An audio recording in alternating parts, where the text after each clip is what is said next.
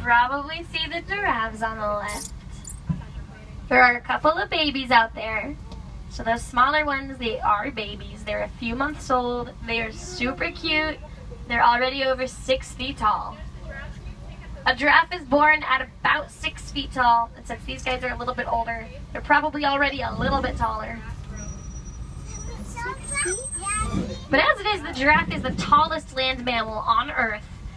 At their very tallest, they can reach heights of about 20 feet high. Although that is like monster giraffe height, they usually average somewhere between 12 and 18 feet.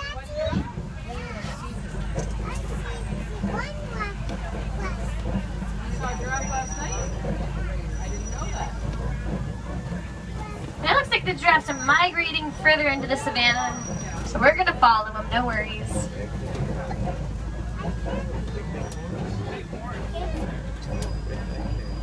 Oh, all the way back to the right, the animal with the big horns is the Ankole cattle. They're hiding pretty well back there. Well, we might try to see all of them. I don't know if we see all of them. If you didn't get a chance to see them, you can take a look at them above your head on the Animal Spotting Guide. There's a pretty cool picture of them up there. And they look like giant cows with giant horns, because that's exactly what they are. They are a domestic type of cattle. They're the only domestic animal on the reserve. And they've always been living alongside wildlife for as long as they've been around. Now we are out on the savannah, and the savannah is made up of hundreds of miles of grasslands. These grasslands stretch across eastern Africa. They're mostly used as a super highway for millions of migrating animals that will cross and visit the savannah each and every year. And we've already seen some of those migratory animals already. Though each animal will cross for a myriad of different reasons. Some of them might be looking for food, water, maybe shelter, or even shade if it starts to get too sunny out here.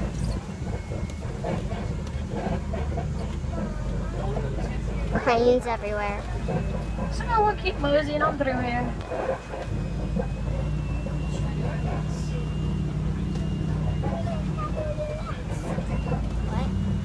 Ooh, Those trees will capture and on the either nets. side of us up ahead, No, they're not. Those we're are going to not see some of the more permanent residents of the savannah. They live inside these red towers of Earth. And what do you think lives inside? Not ants. Scarier than that. Oh, spiders are too scary. Dial it back. Termites. Termites. Yes, very good. These are termite mounds. The termite mounds are made out of a mixture of dirt and saliva. So these are castles made out of dirt and spit, which sounds really gross, but it works really well because after baking in the hot African sun for a while, termite mounds will grow to be as hard as concrete. So they are very strong, very durable. And that'll keep the termites nice and safe from animals that might want to use their homes as scratching posts. Typically, elephants are the culprits there.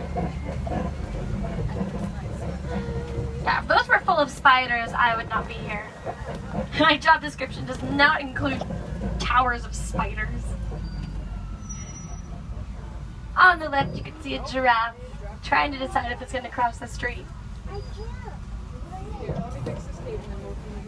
Maybe, maybe not.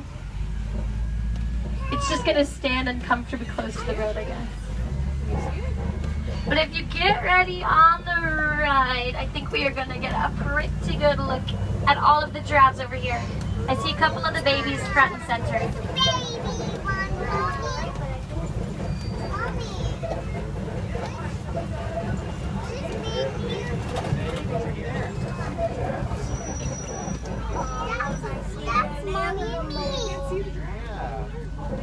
There are also some light brown animals out there that are a little bit smaller. Those are sable antelope. The sable antelope are the official emblem of the Harambe Wildlife Reserve. Looks like we are going to pass nice and close to this giraffe. Just a reminder, keep your hands, feet, arms, faces, food inside the trunk. And if you do have food out, put it away. You see the baby right there?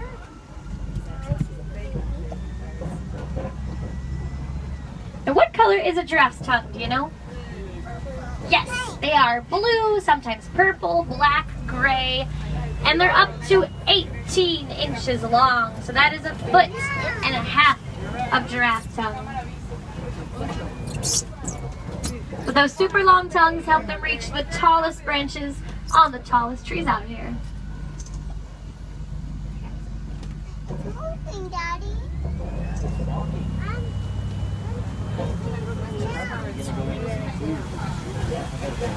But now, we've seen just about all there is to see on the western savanna. So we're going to wrap up our time out here. And we're going to head through Monkey Point. Now, Monkey Point is where we are looking for mandrills. Mandrills are the most colorful monkeys in the world. On the right, one more giraffe followed us over. It sees something tasty. Now the reason mandrills are the most colorful monkey in the world is because the dominant males have red and blue on their faces and sometimes hind quarters as well. So if we're lucky, we'll see some colorful hind quarters.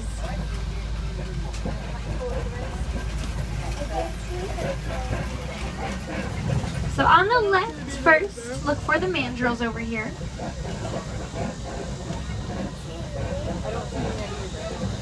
See if any of them have, oh, I see them. On the left, inside of the rock. They're hanging out in there in the shade. Very hard to see. They found a good spot. There are 3 of them in there.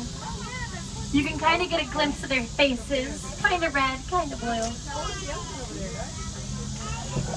And mandrills also groom. And when they're grooming each other, what are they looking for in their fur? Bugs. And what will they do with the bugs when they find them? Eat them, yes, because that's what friends do. And it's actually a very important social interaction for them to groom each other. It's kind of the equivalent of getting a cup of coffee with a friend. It's the same kind of thing. They're just chatting and catching up. And over on the right, oh, a male African elephant. Also called a bull. Now we know he's a male because he is living alone. Tai, say cheese. He is. Now when male African elephants become adults at about 15 years old, they leave the rest of the herd and they live on their own because they get a little bit too aggressive to live with the other animals. So if you ever see elephants living alone like this guy, probably a male. But if you see elephants living together in a herd, they're probably adult females or their offspring. So herds are made up of